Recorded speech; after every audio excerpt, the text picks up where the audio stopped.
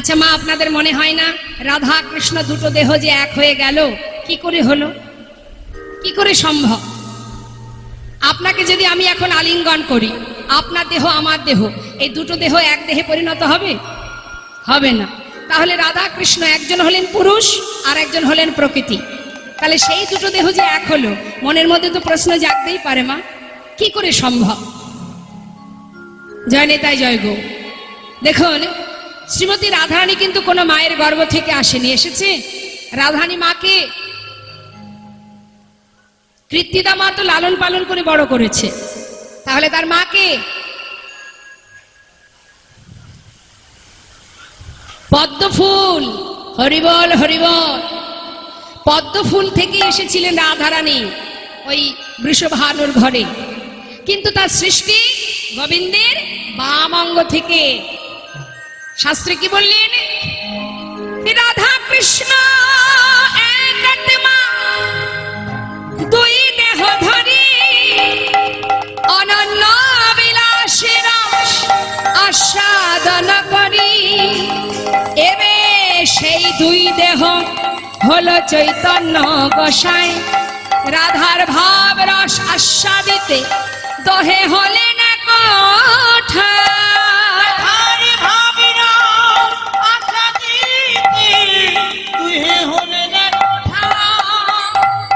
বোঝা গেল মা?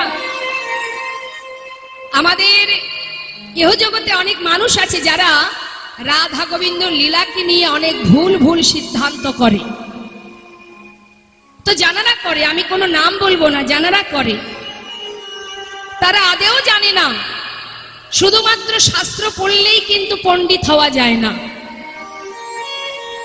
শ্রীমতী রাধারানী এই যে শ্লোকটা যে বুঝবে সে আর বলবে না, একটু মন দিতে হবে। রাধা কৃষ্ণ একই আত্মা। ভগবান যখন মনে মনে ভাবলেন যে আমি লীলা করব, জগৎকে উদ্ধার করার জন্য, জগৎকে অন্ধকার থেকে আলোর পথ দেখাবার জন্য আমি যে লীলা করব, নানাবিধ লীলা, তাই লীলা করতে গেলে কোনোদিন একা একা করা যাবে? আমাদের ইহ জগতের একটা সাধারণ দৃষ্টান্ত দিচ্ছি। আপনি যদি কোনো একটা খেলা করতে যান, যে কোনো খেলা, খেলা করতে গেলে একা একা খেলা যায়? সঙ্গী লাগে তো মা। তাই প্রভু আমার, গোবিন্দ আমার নিজের অঙ্গ থেকে রাধারানীকে সৃষ্টি করেছিলেন, তার বাম অঙ্গ থেকে রাধারানী সৃষ্টি। অর্থাৎ আমাদের একটা দেহ থেকে দুটো হাত সৃষ্টি। তাহলে এই একটা হাত দিয়ে যদি আর একটা হাত আমি ধরি, কেউ কিছু বলবে? ঠিক তদ্রূপ আত্মা এক, দেহ দুটো। অর্থাৎ গোবিন্দ যদি কোনো কষ্ট পায়, রাধারানী অন্তরে জানতে পারে, কারণ আত্মা তো এক। আবার রাধারানী যদি কষ্ট পায়, গোবিন্দ জানতে পারে। তবে তিনি আয়ানের ঘরণী কেন হয়েছিলেন না? আয়ানে ছিল সুতাপামনি, সাধনা করেছিলেন ভগবানের কাছে, তোমার বামে যে লক্ষ্মী, তাকে আমি আমার পত্নী রূপে লাভ করতে চাই। যিনি বাঞ্ছা কল্পতরু মা, যিনি সবার বাঞ্ছা পূর্ণ করে, তার কাছে কোনো ভক্ত যদি সাধনা করে আর সেই সাধনা যদি পরিপূর্ণ হয়, ভগবান তো তাকে বর তাকে দিতেই হবে, ভগবানের আর উপায় নেই। তথাপিও প্রভু বলেছিলেন, সোতাপা তুমি সাধনা করেছো, তোমার সাধনায় আমি সন্তুষ্ট, কিন্তু তুমি যে বর চাইছো এ বর তুমি চেও না, আমাকে লক্ষ্মী ছাড়া করো না সোতাপা, তুমি অন্য কোনো বর চাও। তখন সোতাপামণি একটা পায়ে দাঁড়িয়ে কঠিন সাধনা করেছিলেন। ভগবান আবার এসেছিলেন, মা সোতাপা তুমি কি মতটাকে পাল্টালে? না প্রভু, আমার একটাই চাওয়া, তোমার বামে যে লক্ষ্মী তাকে আমার পত্নী রূপে চাই। ভগবান বললেন, এবার আমি তোমায় দিতে পারবো না। বললেন, তবে যদি নাই দেবে, তাহলে আজ থেকে তোমার নাম যে বাঞ্ছাকল্পতরু, এটা তুমি মুছে ফেলে দাও। ভগবান বললেন, বেশ তাই হবে, আমি আমার বামে আমার লক্ষ্মীকে তোমার ঘরের ঘরণী করব। কিন্তু মা, স্বয়ং লক্ষ্মী বলেছিলেন, রে সোতাপা তুই যখন আমাকে পত্নী রূপে চাস, তোর ঘরের ঘরণী আমি হব, কিন্তু তুই হবি নপুংস। আয়ান কিন্তু রাধারানীকে মাতৃজ্ঞানে ভালোবাসতেন মা। আয়ান ছিলেন নপুংস, বর চেয়েছিলেন, ভগবান বাঞ্ছা কল্পতরু মনোবাঞ্ছা পূর্ণ করেছিলেন। এর পিছনে আরো কারণ আছে মা। বৃন্দাবনের যত যত লীলা, আজ যদি রাধারানী আমার বাদিনীর ঘরে না থাকতেন, তাহলে কিন্তু মা এই যে গোবিন্দের এত মধুর লীলা, এই লীলা এত মধুর হতো না, এত সুন্দর হতো না,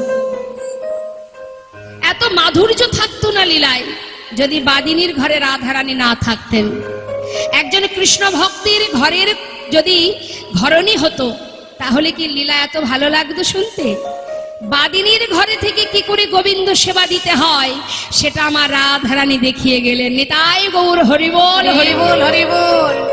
তাই যেদিন গোবিন্দ দ্বারকায় চলে যান, সেই দিন রাধারানী ওই আয়ানকে পূর্বের সেই স্মৃতির কথা, যে আমি কে ছিলাম আর তুই কে ছিলি, সেই দিন রাধারানী কালী মূরতি ধারণ করে আয়ানকে শিখিয়েছিলেন, পুরনো সেই কথাগুলো মনে করিয়েছিলেন।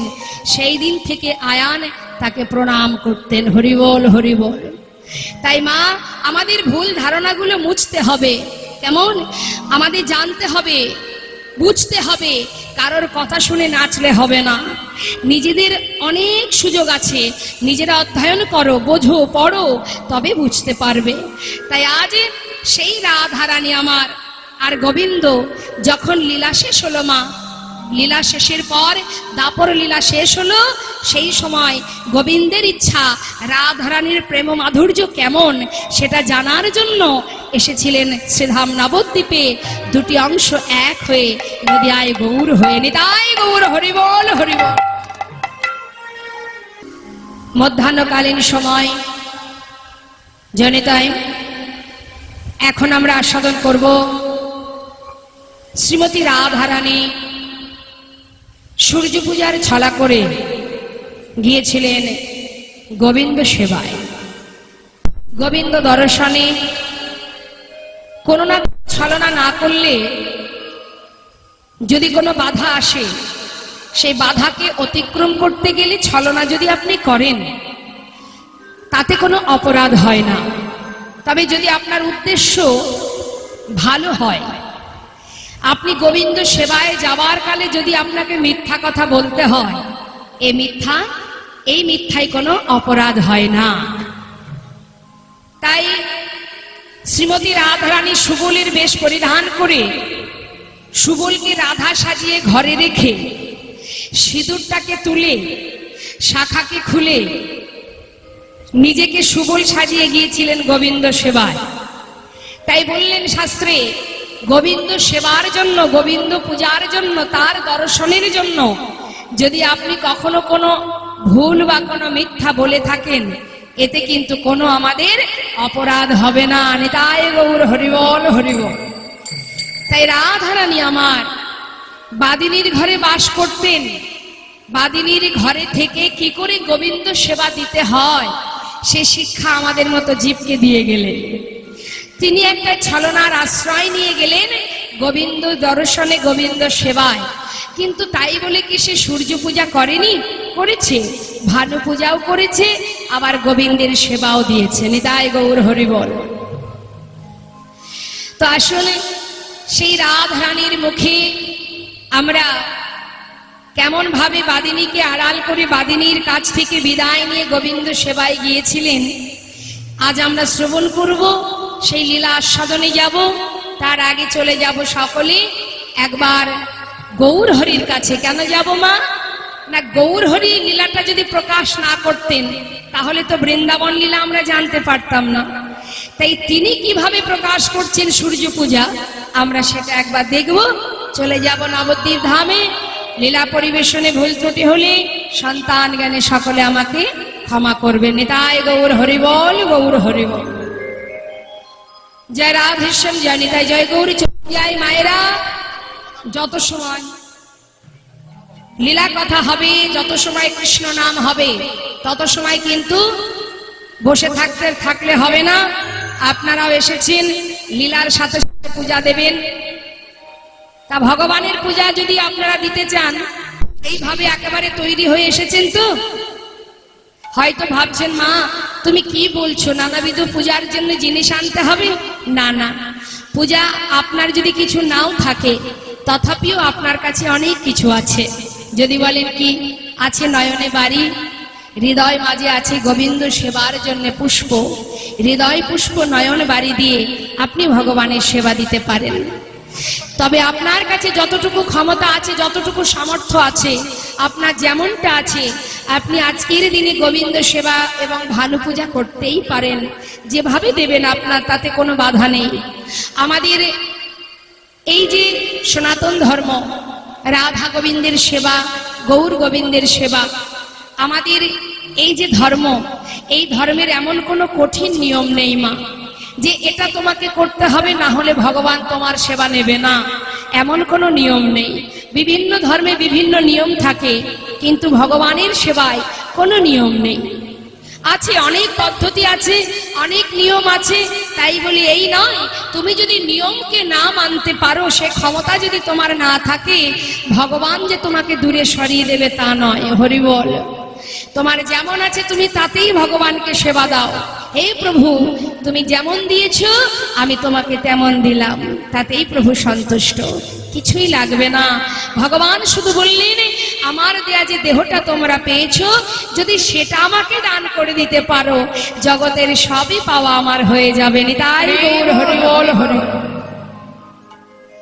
তাই চলুন যাই, সবাই মিলে আমরা যাব নবদ্বীপ ধামে। লীলা পরিবেশনে ভুল ত্রুটি হলে সন্তান জ্ঞানে সকলে ক্ষমা করবেন। হরি বল হরি বল।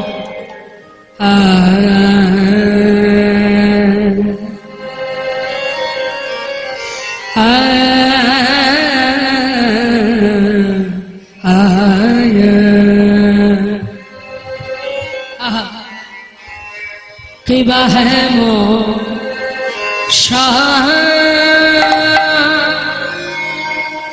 হেমশয়ে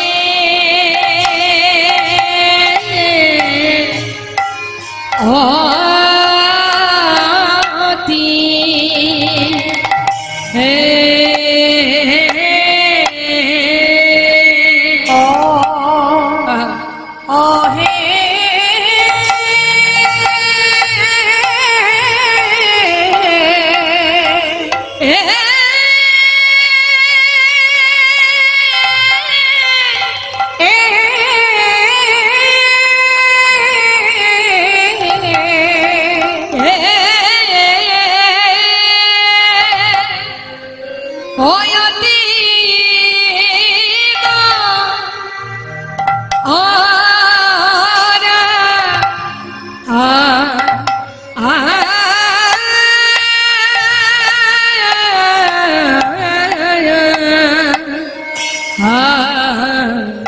সুমধুর হাসুথরা আহা মরি মরি যাই রে লীলার বলি হারি হেমো সয় হেমো সয় নিতাই গৌর হরি বল হরি বল।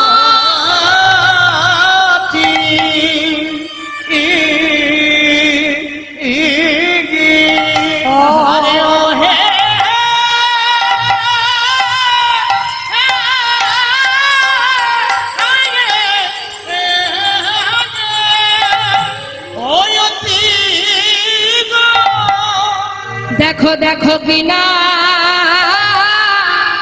ভাবে হরি বল নিতাই গৌর হরি বল গৌর হরি বল। কিনা ভাবে ও ও হো লো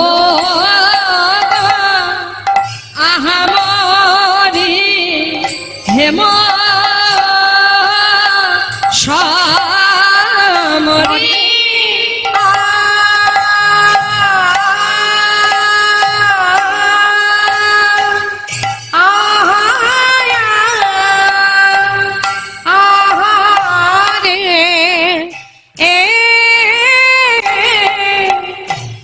দেখো কি না ভাবে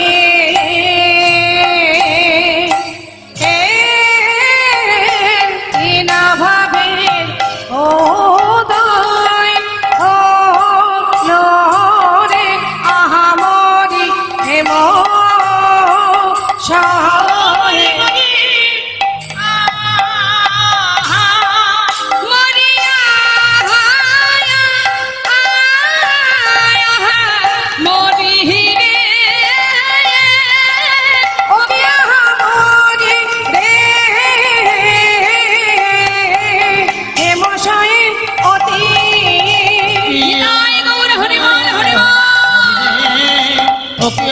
মরি রে হেমশাই অতি ওরে আহা মরি রে ওকে মরি রে হে মশাই অতি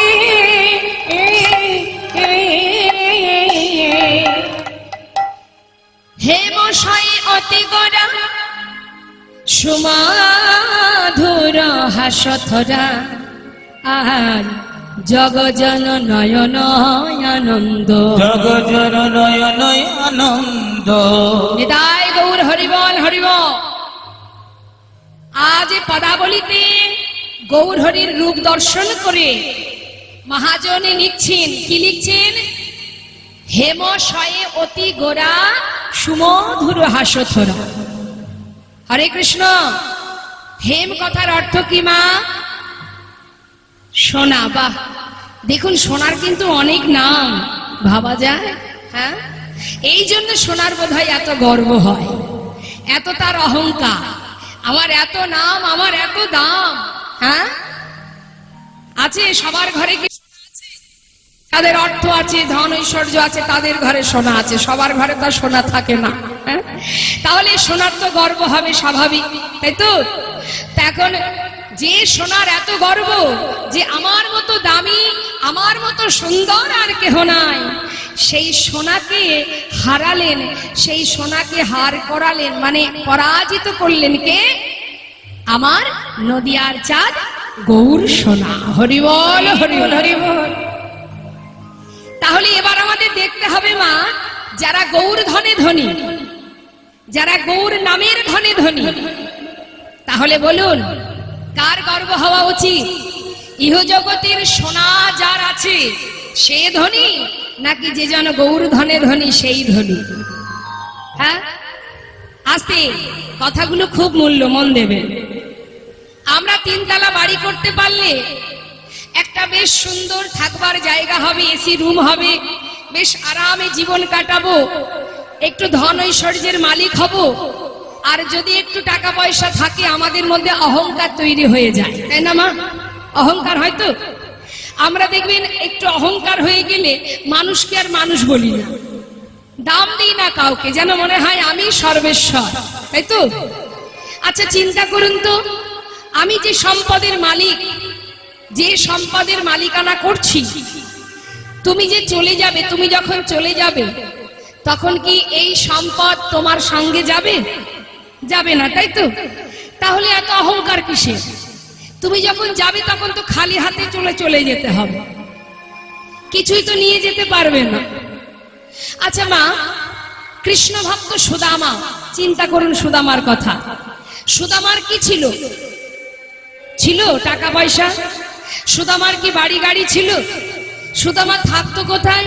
তার স্ত্রী নিয়ে, তার সন্তানদের নিয়ে গাছতলায়, তাই না মা? তা তাকে আমাদের ইহজগতে যারা দিনহীন কাঙাল হয় তাদের দেখলে আমাদের একটু করুণা হয়, তাই না? একটু মায়া হয়, আহা বেচারির কিচ্ছু নেই তো। তাহলে যে সুদামা গাছতলায় বসেছিল, যে সুদামার কিছুই ছিল না, একটা গাছতলায় সে জীবন কাটিয়েছে, সেই সুদামা বসেছে ভগবানের দ্বারকায়, ভগবান শ্রীকৃষ্ণের সেই রাজার আসনে, অর্থাৎ সোনার সিংহাসনে। তাহলে যে গাছতলায় ছিল সে পেল ভগবানের সোনার সিংহাসন, তাই না? তাহলে সে বসেছে ভগবানের সোনার সিংহাসনে। তাহলে ধনী কে? আমি ধনী? আমি একটা তিনতলা দোতলা বাড়ি করেছি, সে তো বনের পাখিরাও করতে পারে।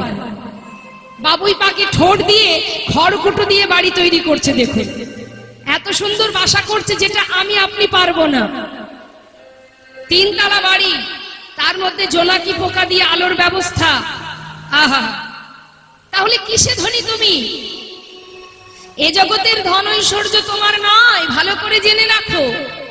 তোমার আগে আরো একজন ছিল এই আসনে, সে মারা গেছে তাই তুমি বসেছো, আবার তুমি চলে গেলে আর একজন এসে বসবে, অর্থাৎ সবকিছুই মরতে থাকবে, তুমি চলে যাবে খালি হাতে। তাহলে আমাদের গর্ব সেখানেই হওয়া উচিত, যে ধনের অধিকার পাবো, যে ধনের মালিক আমি হব, যে কিনা ভগবানের সিংহাসনে বসেছে। তাহলে ধনী হলে সুদামা ধনী, সুদামা কাঙাল নয়, সুদামাই হচ্ছে প্রকৃত ধনী। অর্থাৎ যারা গৌর ধনে ধনী, যারা ভগবানের নামের ধনে ধনী, এ জগতে তারাই ধনী। জয় গৌর হরি বল। তাই শাস্ত্রী বৈষ্ণব মহাজন বললেন যে ইহ জগতের যে সোনা, তার খুব অহংকার ছিল, সেই সোনাকে হারিয়ে দিলেন আমার গৌর হরি। তাই তো শাস্ত্রে বললেন হেম শয়ে অতি গোরা, হেমের থেকেও সুন্দর আমার গৌর সুন্দর। সুমধুর হাসথর, যার হাসি দেখে আমার আপনার মতো সাধারণ জীব বাদ দিলাম, কত রাজা কত মন্ত্রী পাগল হয়ে গেল। যার হাসি দেখে সম্রাট আকবর লিখেছিলেন জিও জিও মেরা মন চোরা গোরা, आप ही नाच तो आपन रस भरा, ওই ছান প্রভু কো যাই বলিহারি, সম্রাট আকবর তেরা প্রেম ভিখারি। নবাব হোসেন শাহ, যে কিনা গৌরচরণকে সার করেছিলেন, কত ভক্তের কথা বলবো মা। চাঁদ কাজী, যার সমাধি আছে মায়াপুরে, যে সমাধির উপরে একটা কাঠচাপা বৃক্ষ আছে, যে বৃক্ষ থেকে প্রভুর কৃপায় প্রতিদিন 365 দিনই ওই শ্মশানের ওই সমাধির উপরে ফুল পড়ে। একটা গাছের ফুল কখন হয়? যখন তার সময় হয়, সিজন আন সিজন থাকে তো। কিন্তু সেই বৃক্ষ থেকে প্রভুর কৃপায় 365 দিনই ফুল পড়ছে। সে ছিল বিধর্মী মুসলমান সমাজের, বিধর্মী সমাজের ছেলে, যার নাম চাঁদ কাজী। তাহলে ভাবুন, অহংকার সেখানে করতে হবে যে অহংকার করলে আমি আমার গোবিন্দকে নিয়ে গর্ব করতে পারবো। ইহ জগতের ধন ঐশ্বর্যের অহংকার করো না, বৃথা, সবই মিথ্যা, কিছুই নয়। এই জগতে আমার বলতে কিছুই নেই। একটা ছোট্ট মজার কথা, এটা অতি বাস্তব, আমার চোখে দেখা। একটু মন দেবেন বাবা, একটা সাধারণ দৃষ্টান্ত, কিন্তু দেখুন এর মধ্যে অনেক সুন্দর একটা শিক্ষা লুকিয়ে আছে। সেটা কি? এক বাবার 4টে ছেলে, কিন্তু মা, 4 ছেলের মধ্যে মারামারি ঝগড়া চলছে বাবার সম্পত্তি ভাগাভাগি নিয়ে, কে নেবে কোন সম্পদ। আমাদের ইহ জগতে প্রত্যেক ঘরে ঘরে এটা হয়। এখন ভালো জায়গায়, মানে রাস্তার ধারে যে সম্পদ, মানে যে জমি, সেটা সবাই বলছে আমি নেব। এই রাস্তার ধারে জমি আমি নেব, ও বলছে আমি নেব। এইভাবে এমন একটা দিন আসলো মা, যেটা দেখা গেল ভাইদের মধ্যে এমন গন্ডগোল হলো যে কিনা ভাই ভাই আর মুখ দেখা দেখি নেই। 1 বছর 2 বছর চলে গেল, দুজনে 4 ভাইয়ের মধ্যে ঝগড়া, কেউ কারোর সাথে কথা বলে না ওই সম্পত্তি নিয়ে, বাবার সম্পত্তি ভাগাভাগি নিয়ে। এবার কি হলো? 2 বছর পর বাবা মারা গেল। নিতাই গৌর হরি। এখন বাবা যখন মারা গেছে, বলছে বাবাকে সমাধি দিয়ে দাও। তা বাবাকে সমাধি দেবে, বাবাকে কোথায় সমাধি দেবে? তিনি একজন বৈষ্ণব, একজন ভক্ত, তাকে সমাধি দেবে কোথায়? বলছে কেন? বাবার তো অনেক সম্পত্তি আছে, অনেক জমি জায়গা আছে, কোনো একটা জমির এক কোনায় তাকে সমাধি দিলেই হবে। বেশ, তাই হোক। সবাই সিদ্ধান্ত নিয়ে যেখানে সমাধি দিতে যাবে বাবা, হরি বল, সমাধি দিতে গিয়েও সমাধি দিতে পারছে না। কেন পারছে না? তোমাকে যে সমাধি দিতে হবে, এই দেহটা যে সমাধি হবে, যে জায়গায় 3.5 হাত জায়গা তুমি পাবে, সেটা বসু মাতার কাছ থেকে তোমাকে 16 আনা দিয়ে কিনে নিতে হবে। নিতাই গৌর হরি বল। তাহলে যে সম্পত্তি নিয়ে এতদিন মারামারি হানাহানি করলে, সেই সম্পত্তি তো তোমার, তাহলে তোমাকে সেখানে সমাধি দেওয়ার জন্য আবার টাকা দিয়ে কেনার কি দরকার? এত এত সম্পত্তি, জায়গা তো তোমার মাত্র 3.5 হাত, তাও তোমাকে পয়সা দিয়ে কিনে নিতে হচ্ছে। তাহলে কি আছে তোমার? কিছুই নেই, কিছুই নেই। তোমার একটি আছে জিনিস, যেটা হলো যোজন গৌরী চরণকে সম্পদ মনে করতে পারবে, যে জন ভগবানকে ভালোবাসতে পারবে, ওই তো আপন। আর কেউ আপন নয়, কেউ নয়। সংসারটা একটা মোহ আর মায়া। তাই বলছি, দেখুন, বললেন হেমশয় অতি গড়া সুমধুর হাসথরা, আহা জগজন নয়নয়ানন্দ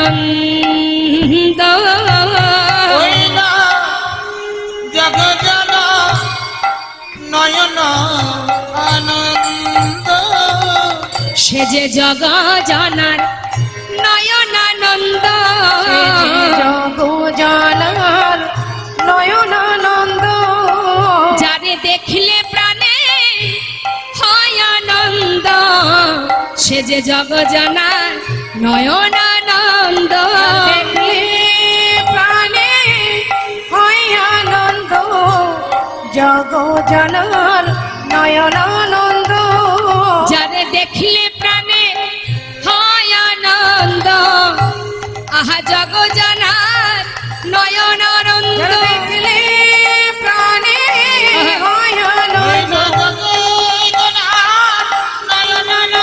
যার দেখলে প্রাণে হয় আনন্দ নিতাই গৌর হরি বল হরি বল হয় আনন্দ যার দেখলে প্রাণে হয় আনন্দ জগ জানার নয়নানন্দ হরি বল আহা পীড়িতি মরতি কি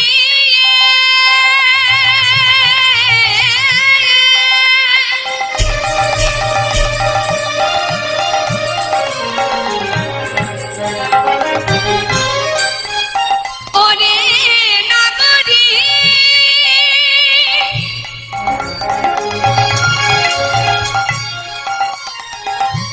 একবারে সে দেখে যা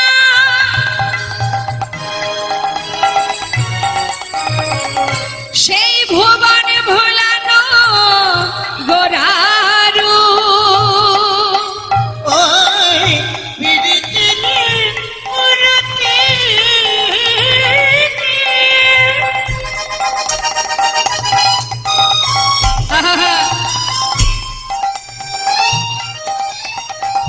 রূপ স্বরূপ ধর ওই ছানা অতি অঙ্গ বন্ধ ওই ছানা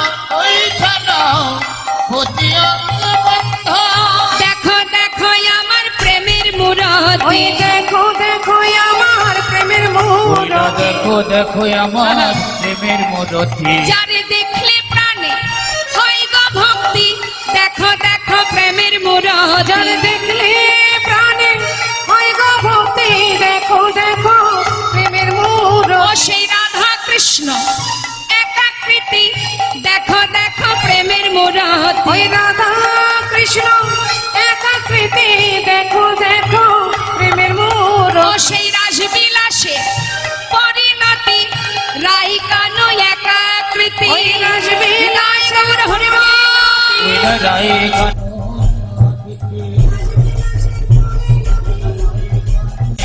ওই রাসবিলাসে পরিণতি দেখো দেখো আমার প্রেমের মুরতি পিরিতি মুরতি কে রূপ স্বরূপ ধর ওই ছানা পতি অঙ্গ বন্ধ অতি অঙ্গ বন্ধ কি বললেন দেখো প্রেমের মূরতি আমার গৌর সুন্দর রায় কানো একাকৃত মিলিত তনু আমার গৌর হরি জয়নিতাই তো আসুন আমরা সবাই মিলে একবার কলিজীবের শ্রেষ্ঠ ধনে মহামন্ত্র হরিনাম একবার সবাই মিলে গাইব হ্যাঁ প্রত্যেকে হাত তুলে সবাই তুলুন হাত তুলতেও কষ্ট হচ্ছে এ জন্মে তুললে পরের জন্মে আবার হাত দুটো পাবেন তুলুন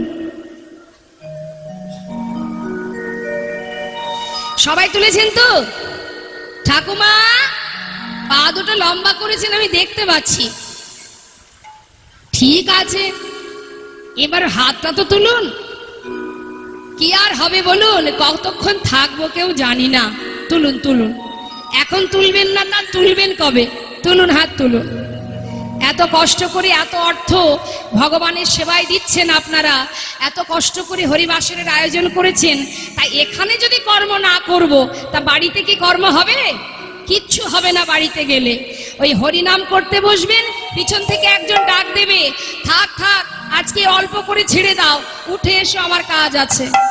এই হচ্ছে সুযোগ, এই সুযোগটা কাজে লাগান। হাত তুলুন। বাবা হরে কৃষ্ণ কৃষ্ণ কৃষ্ণ হরে হরে, সবাই গাইবেন কিন্তু, হরে রাম রাম রাম হরে হরে, হরে কৃষ্ণ বলুন, কৃষ্ণ কৃষ্ণ।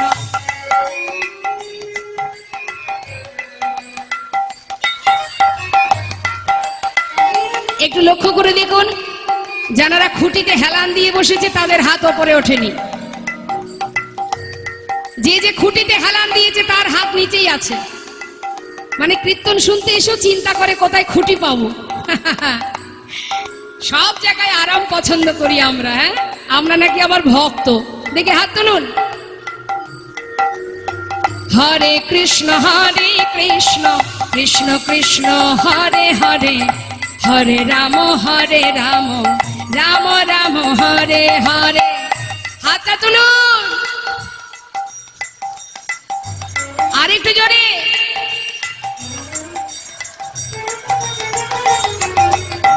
হরে কৃষ্ণ কৃষ্ণ কৃষ্ণ হরে হরে, হরে রাম রাম রাম হরে হরে, হরে কৃষ্ণ কৃষ্ণ।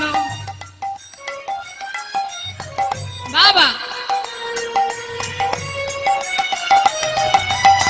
হরে কৃষ্ণ কৃষ্ণ কৃষ্ণ হরে হরে, হরে রাম রাম রাম হরে হরে, হরে কৃষ্ণ।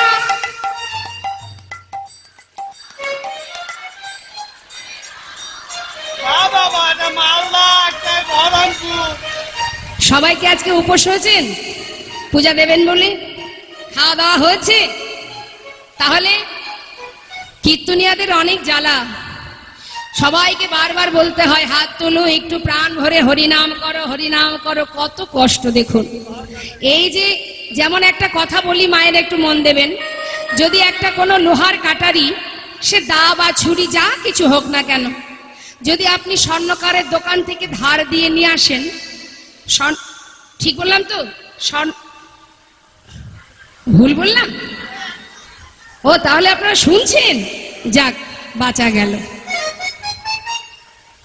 আচ্ছা তাহলে কি বললাম? স্বর্ণকারের কামারশালা। আচ্ছা, কামারশালা থেকে যদি কোনো লোহার অস্ত্র ধার করে এনে আলমারিতে আমরা তুলে রাখি, 1 বছর পরে যদি সেটাকে বের করি, থাকবে ধার? থাকবে না? ধার কে হবে? জং ধরে যাবে। বেশ ঠিক তেমন এই যে এত কষ্ট করে 3 মাস 6 মাস ধরে এই কমিটির ভক্তবৃন্দরা দাঁড়ে দাঁড়ে এই গরমের মধ্যে দিয়ে ভিক্ষা করে, আবার আজকে দেখুন এই কয়দিন ধরে পর পর এখানে হরিনাম চলছে, কত ভক্ত সমাগম, কত কীর্তনিয়া, কত দল আসছে, তাই না? সব দিকে কিন্তু রক্ষা করতে হচ্ছে। তাহলে এত পরিশ্রম কেন করছে? এই হরিনাম কেন প্রচার করছে? সমাজের মঙ্গল হোক, জীবের মঙ্গল হোক, সেই জন্য তো, বা আমাদের ভগবানের চরণে যেন মতিগতি হয়, ভক্তি হয়, এই জন্যই এত কষ্ট করা, তাই তো? আর কীর্তনিয়ারা এসে কি করে? এখানে আমাদেরও লাভ আছে, আপনারাও ভগবানের কৃপা ভোগ করছেন, লাভ করছেন, আমরাও তাই করছি। তাহলে এই যে আপনারা এসেছেন, আমরা বারবার বলছি হাত তুলুন, হাত তুলুন, এত কষ্ট করে হাত তোলাচ্ছি, হরিনাম করাচ্ছি, আবার তো সেই 1 বছর পরে এখানে কীর্তন হবে। তাই 1 বছর পরে যদি এখানে আসেন, বলুন তো বাবা, এই যে কষ্ট করে এখন হাত তুলিয়ে তুলিয়ে অভ্যাস করাচ্ছি, এই 1 বছর পরে গেলে কি সেই অভ্যাস আর থাকবে? থাকবে? থাকবে না। তাহলে চিন্তা করুন, আবার বলতে হবে হাত তোলো। এটা শুধু আমি নই, ওই বিদেশি ভক্ত যারা মায়াপুরে পড়ে আছে পরিবার নিয়ে, যে ঘরে প্রভু এসেছেন, আমাদের ঘরে, এই ভারতবর্ষে, এটা আমাদের লজ্জা হবার কথা। আমাদের নিজেদেরকে ধিক্কার দেওয়া উচিত যে আমাদের ঘরে প্রভু এসেছেন, আমরা তাকে নিয়ে আনন্দ করছি না, বিদেশিরা এসে তাকে নিয়ে আনন্দ করছে, আর আমরা তার ঘরের মানুষ হয়ে আমরা হাত তুলছি না, হরিনাম করছি না, আর তারা এসে আমাদেরকে বারবার শেখাচ্ছে হরি বলো, হাত তোলো, হরিনাম করো। কি মা লজ্জা হবে না? লজ্জা করবে না? আমার ঘরের ছেলে, তুমি আমাকে শেখাবে, আমি তোমাকে শেখাবো, তুমি নও। বলতে পারছি আমরা? পারছি না, কারণ আমরা অতি সহজে পেয়েছি তো, তাই তার কদর, তাই তার ভালো আমরা বুঝতে পারলাম না, নিজের ভালোই বুঝি না, তাই তো। তা দেখি হাত তুলুন সবাই। হ্যাঁ, এবার জোরে জোরে গলা ছিঁড়ে গাইবেন হরে কৃষ্ণ কৃষ্ণ কৃষ্ণ হরে হরে, হরে রাম রাম রাম হরে হরে, হরে কৃষ্ণ। একটু হয়েছে। হরে কৃষ্ণ কৃষ্ণ কৃষ্ণ হরে হরে, হরি বল তাই গৌর হরি বল। হরে হরে বলো হরে কৃষ্ণ কৃষ্ণ কৃষ্ণ হরে হরে, হরে রাম রাম রাম হরে হরে, হরে কৃষ্ণ কৃষ্ণ কৃষ্ণ হরে হরে, হরে রাম রাম রাম হরে হরে হরি বল আহা তাই গৌর হরি বল। তাহলে আজ নদিয়া নাগরী গৌর হরির সেই অপরূপ রূপ দর্শন করছে। গৌর হরি কি করছে দেখুন, মধ্যাহ্নকালীন সময় দেখে একটা সুন্দর করে শাড়ি পরেছে মা, সুন্দর করে শাড়ি পরেছে। আহা আজ কি নবদ্বীপ চন্দ, নবদ্বীপ চন্দ, আজ নবদ্বীপ চন্দ, প্রীতি মূরতি কি রূপ স্বরূপ ধরো ওই ছনপতি অঙ্গবন্ধ। প্রেমের মূরতি, শাস্ত্রে বললেন দেখো দেখো দেখো আমার প্রেমের মূরতি, দেখো দেখো আমার প্রেমের মূরতি, যারে দেখলে প্রাণে হয় গো ভক্তি। দেখো দেখো আমার প্রেমের মূরতি, তার দেখিলে প্রাণে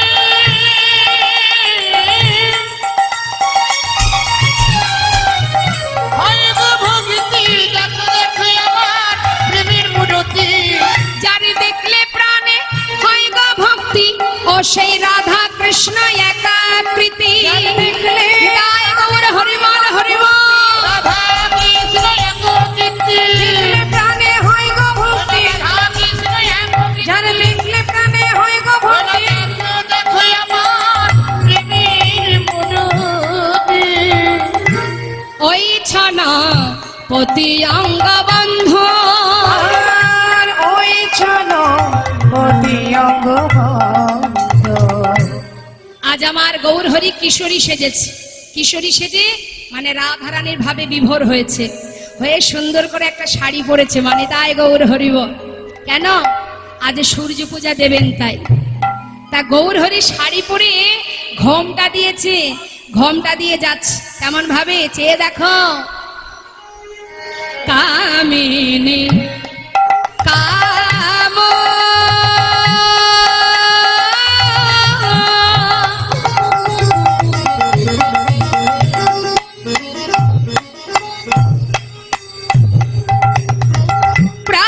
প্রাণ সখী রে,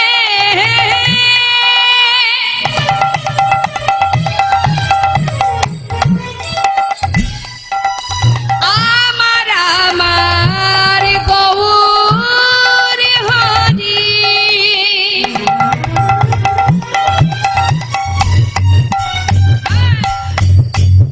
কামিনী কাম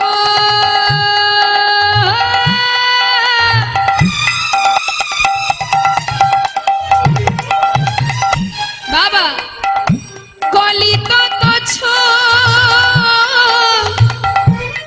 মানস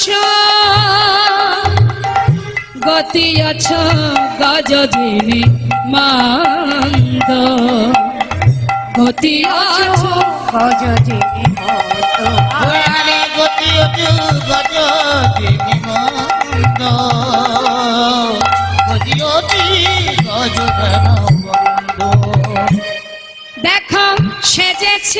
কিশোরী, দেখো সেজেছে কিশোরী, সেজেছে কিশোরী, সেজেছে কিশোরী, ভাবনিধি গৌর হরি সেজেছে কিশোরী, ভাবনিধি গৌর হরি সেজেছে কিশোরী, ভাবনিধি গৌর হরি সেজেছে কিশোরী, সূর্য পূজার সময় জানি সেজেছে কিশোরী, সূর্য পূজার সময় জানি সেজেছে কিশোরী, মধ্যাহ্ন সময় জানি ভাবনিধি গৌর হরি, মধ্যাহ্ন সময় গৌর হরি, মধ্যাহ্ন সময় জানি, ভাবনিধি গৌর হরি, মধ্যাহ্ন সময় জানি ভাবনিধি গৌর হরি সেজেছে কিশোরী, গতি আছে গজদিনী বন্ধ, গতি অছু গজদিনী বন্ধ, বাম ভুজই পুনঃ বসনে আবৃত তনু কহত হি পূজা বসু।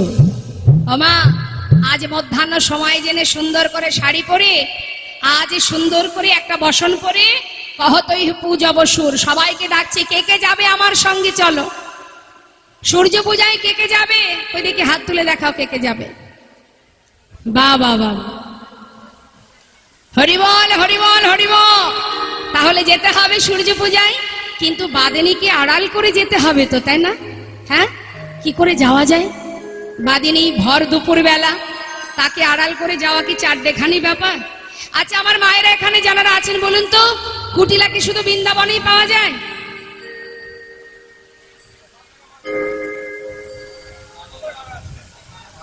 ঘরে ঘরে পাওয়া যায় কুটিলা, তাই তো? হ্যাঁ, এখন কুটিলা আর জটিলা এরা দুইজন, একজন হলো বাঘিনী আর একজন হলো সাপিনী। একদিন রাধারানী বলছে সুবল সখাকে, এই সুবল, দরজার বাইরে দাঁড়িয়ে থাকে বাঘিনী মানে শাশুড়ি, আহা, সাপিনী, আর এদিকে কুটিলা হচ্ছে রায়বাঘিনী ননদিনী, সে হচ্ছে বাঘিনী, কুটিলা বাঘিনী, আর জটিলা হলো সাপিনী। তাই এদের মাঝখান থেকে তুই এলি কি করে? একটা কীট ঢুকতে পারে না রাধারানী মন্দিরে, আর তুই এলি কেমন করে? নিতাই গৌর হরি হরি। তা সেই জটিলা কুটিলাকে আড়াল করে যাওয়া তো সহজ কথা নয় মা গোবিন্দ সেবায়। এখন তাদেরকে আড়াল করে, মানে নদিয়ার চাঁদাওয়ার গৌর হরি তিনি তো আজকে রাধার ভাবে বিভোর হয়েছে, তা ঠিক সেই ভাবটা প্রকাশ করছে কেমন করে দেখুন।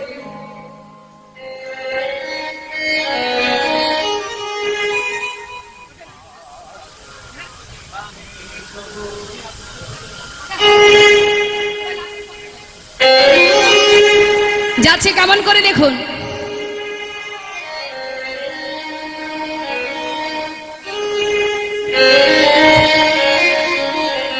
যাচ্ছে বা ঘোমটা দিয়েছে বড় করে, যাতে জটিলা কুটিলা বুঝতে না পারে। গৌর হরির কেমন ভাব দেখুন, এমন ভাব দেখলে কে না ভুলবে গো।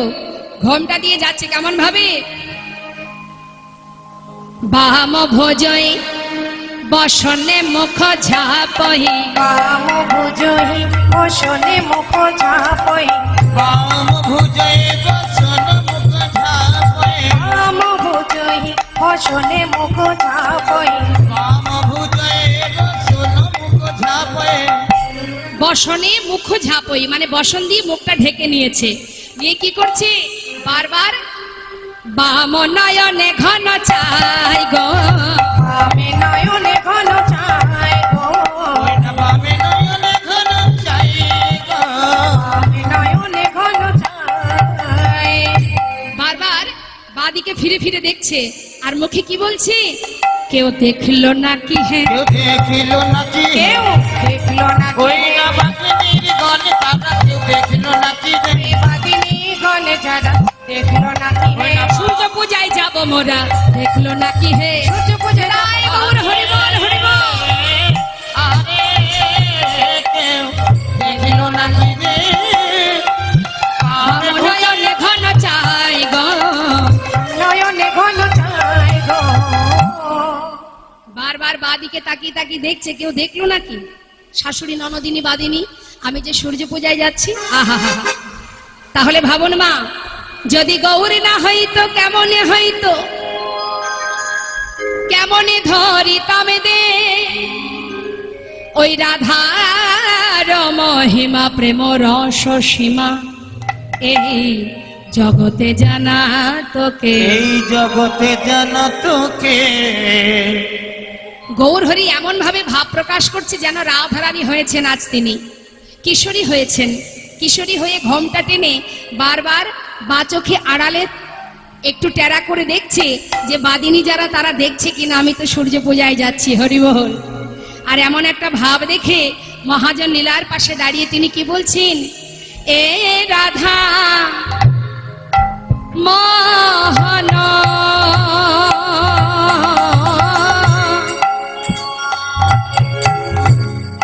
চিতে অভিলাষ রে রাধা মোহন হরিবল। চিতে অভিলাষ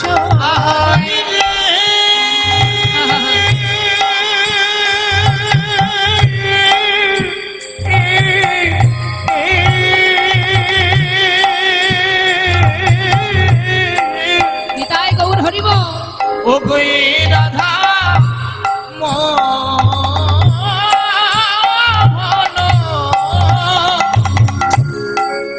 ওই না চিতে অভিলাষ।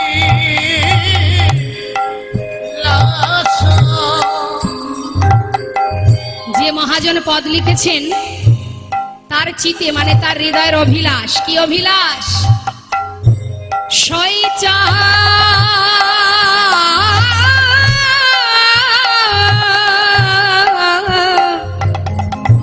ওদামা চরণ যেন পাই গো,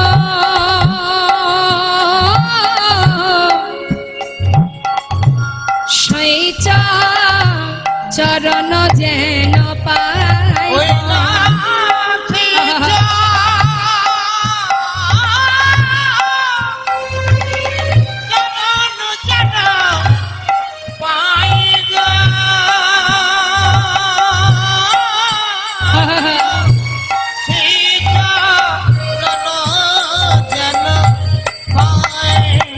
তোমার ওই চরণে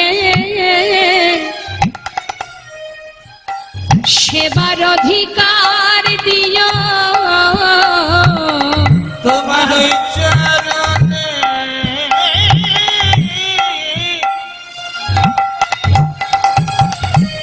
সেবার অধিকার দিও। প্রভু আমি বড়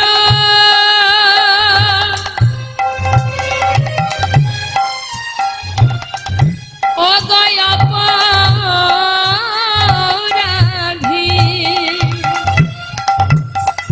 তোমার ওই চরণে সেবার অধিকার দিও। আমি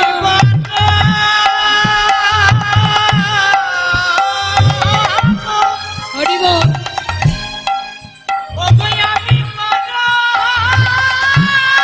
নিতাই গৌর হরিবল।